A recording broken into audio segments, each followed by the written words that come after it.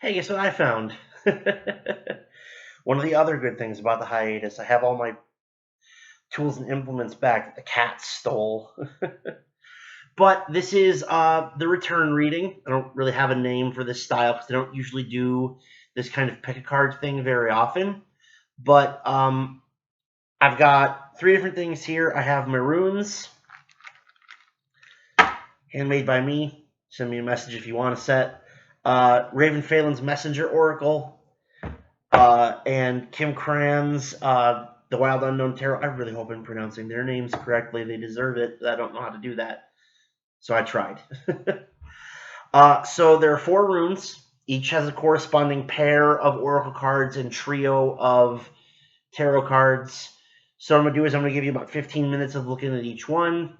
And then unfortunately, because I'm not smart enough to work YouTube like that yet, you're going to have to scroll manually through the video to your own, or watch them all if you want. I don't care. Whatever wisdom you can glean from this, I'm happy to have given you. So, first one is Elhaz, Elk Sedge rune. Sins of protection. I always think of this as like you're looking at the inside of a shield. This is like the handle part where you hold it.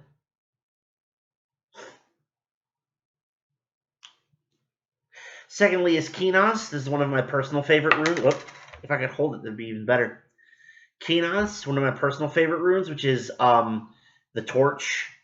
It lights the way. It signifies new creativity, new inspiration, new thought, but also like the way forward. It's a light in the darkness, and as you've heard me say many times, I consider that my role here.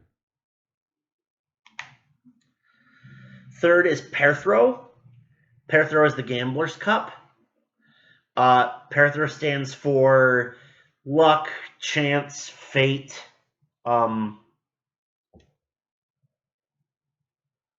It has kind of there is a sense of a mystical connotation to it in that you can use the Gambler's Cup to cast lots, for instance. And there's Perthro. So, last of all is Ansu's. Ansu's is the God rune. It's one way of putting it. It's the As rune. It stands in for the Aesir at large, or Odin in particular. And sorry, Ymir is yelling at me. You gonna go say hi to the nice people, sweetie? Nope, she knows I'm trying to pick her up, so she's not gonna mess with that. But so Ansu's. This is the self, the way of thinking, the way of communicating. Well, if you want attention, you're gonna have to come up here. Aha! There she is. Say hello. This is my baby. All right. You're stuck in my shirt, silly. All right, so we have Elhaz, Kinaz, Perthro, and Ansu's. And I'm going to work from them in order from right to left. So if Ansu's resonates with you, you will be last, and I apologize for that. Again, as I said, Elhaz, the protection rune. For your oracle cards, we have Heed the Messengers and Nurture All You Love. So so far, getting kind of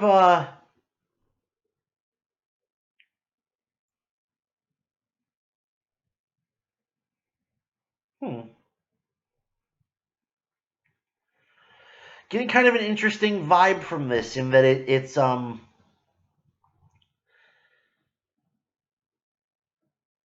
it definitely seems as though it's time for you to lift your shield.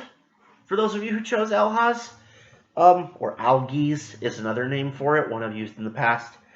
It definitely seems to me as though it's time for you to sort of lift your shield up for the people that you care about, but you're also being warned as to where that battle is.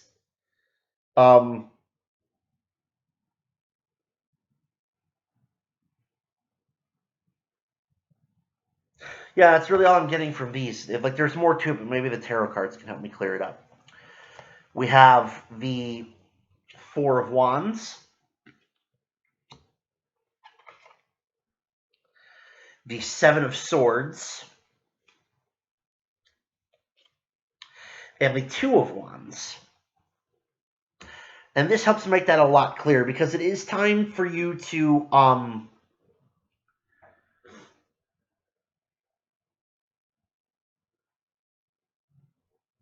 listen to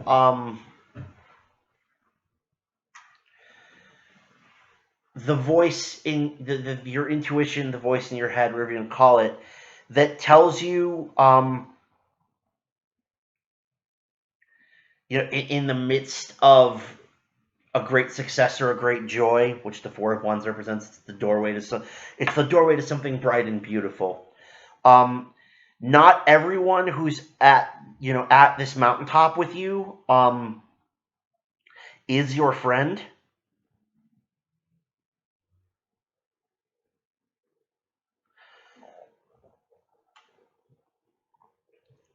And so, as nice as it would be to sort of revel in this, bask in this glow for a minute, you really need to take some time to think about whether it is okay to let someone who is only pretending to be your friend and ally go on pretending to be your friend and ally. I'm not getting anything sinister directly from the cards, but it is just time to maybe, for a while, maybe play your cards a little bit closer to the chest.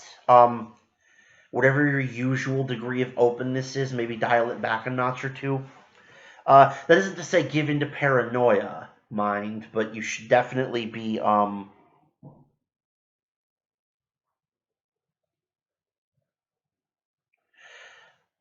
trying to be mindful of the fact that there are more people with you at the top of the mountain than at the bottom of the canyon, and some of those people are just along for the ride.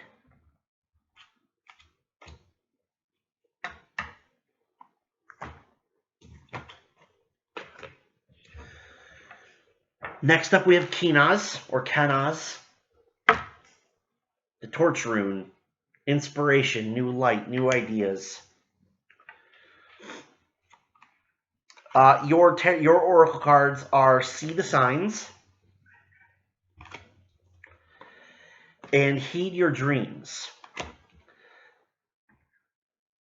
So it definitely seems as though your sleep has been eventful for those of you that chose Kinaz recently. I have no other sense from these cards than to interpret them very literally.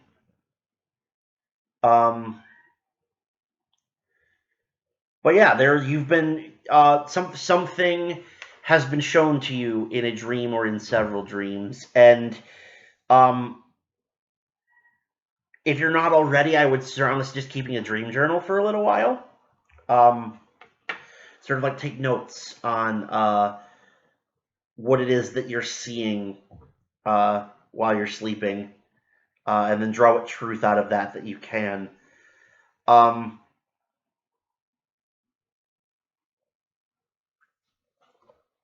For your tarot cards, we have the Three of Wands,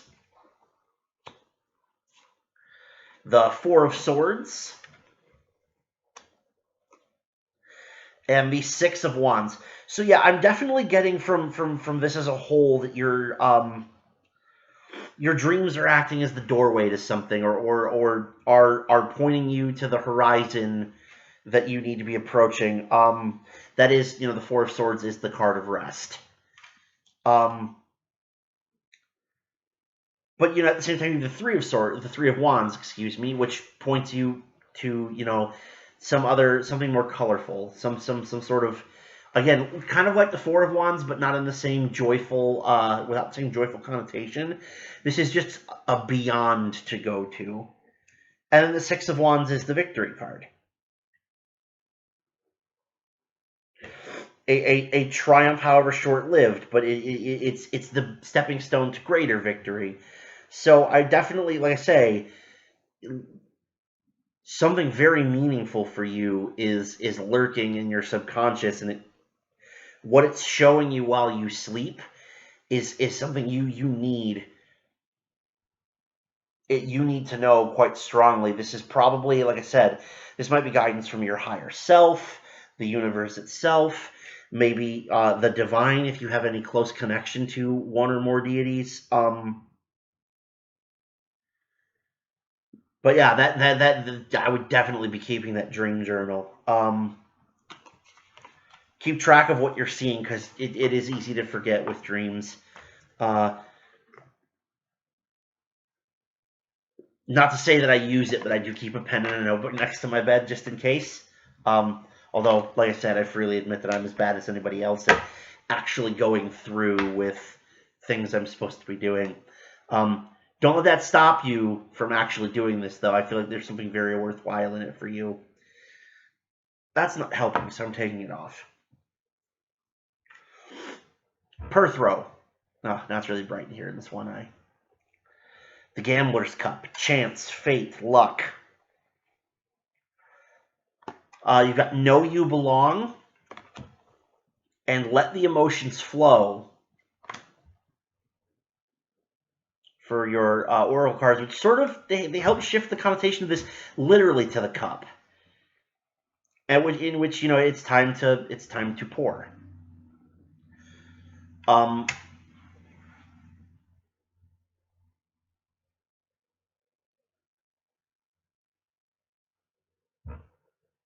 for some reason, I'm getting the feeling from these cards so far that you're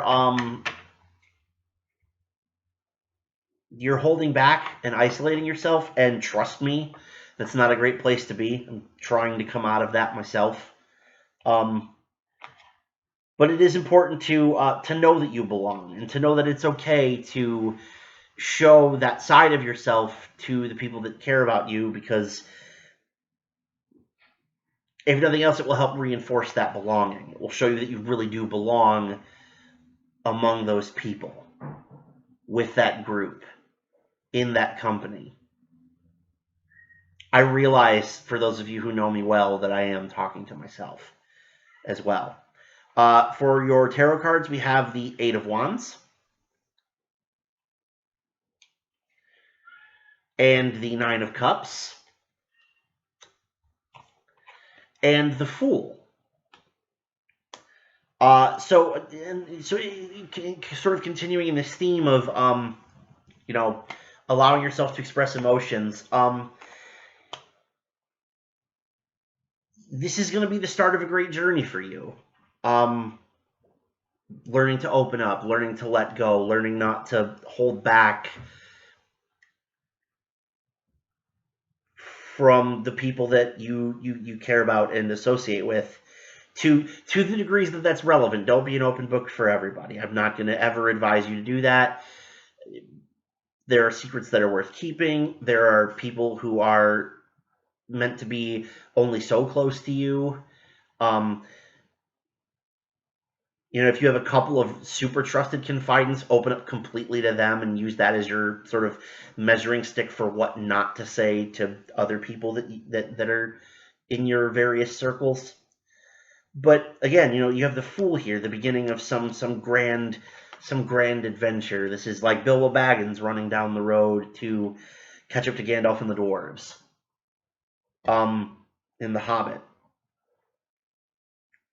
Yeah, and again, just really, really rapid motion with the Eight of Wands. That is a lightning bolt there. Kind of tough to tell. Let me see if I can show it to you if I get it closer. There we go. That's better. And yeah, just there's a place of peace and comfort and harmony that's waiting for you. But it's going to be a lot faster for you to get there if you open up and let it out than wait for it to force its way in, which it isn't going to do.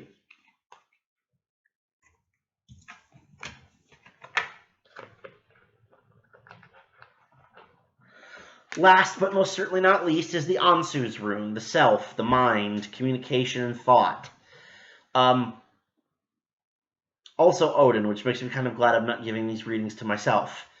I don't think the Allfather is very pleased with me lately, but that's neither here nor there. You have here the Ancient Ones and Challenge Your Perception.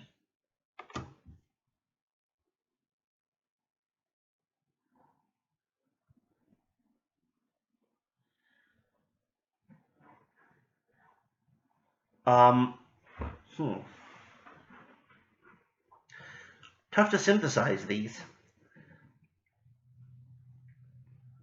But there is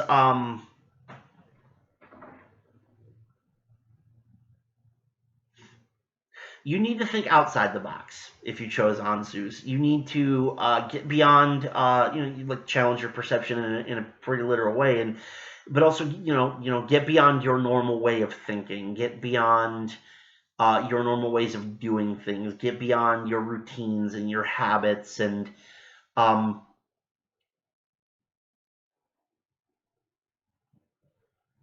in places where you're not super comfortable. Is the surest way not only to hear your own inner voice, but to hear the ancient, whoever the ancient ones, the relevant ancient ones are for you, to hear them speak through you. Whether that's like I've said before, a relevant aspect of the divine, if you connect with one, or the universe, or your higher self, or maybe ancestor spirits.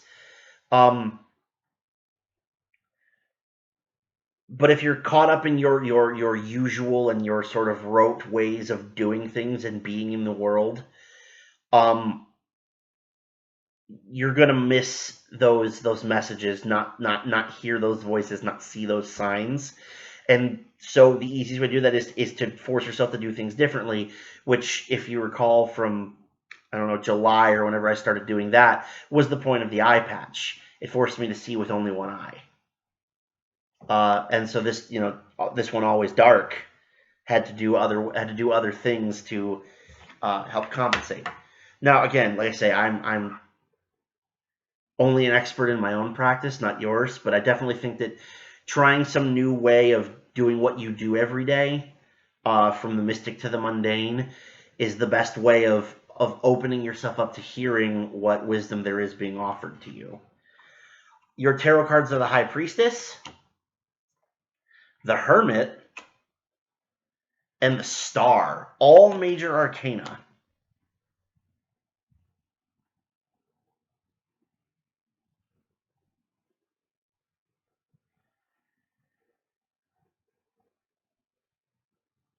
Both the High Priestess and the Hermit speak to an inner wisdom.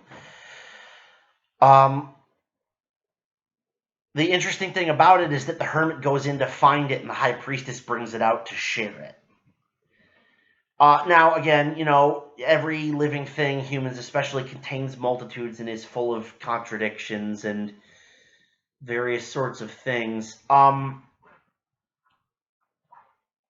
And with the Star alongside, there's the Star is the omen. It's the way forward. It's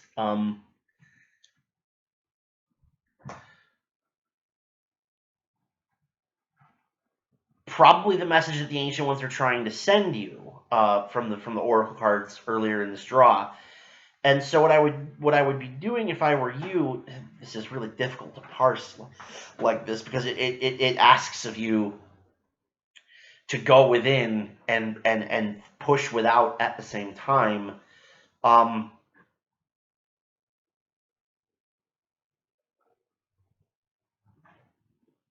But I get the feeling that the Hermit is sort of the linchpin here. It's the crux of the matter. It's at the center. You can't see it, and because I'm recording from my laptop webcam, I can't show you. But the Hermit is at the center of this reading for you. And so I think the important thing is to go within first.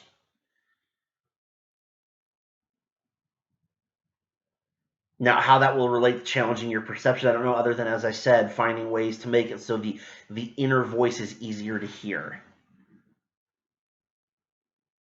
Once you've heard what it has to tell you, then you can bring it out into the world.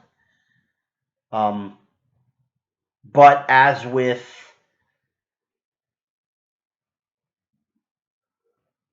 I forget if it was Kenaz or Perthro, but this is important for you. Doing this is a major step that you can, should, and must take.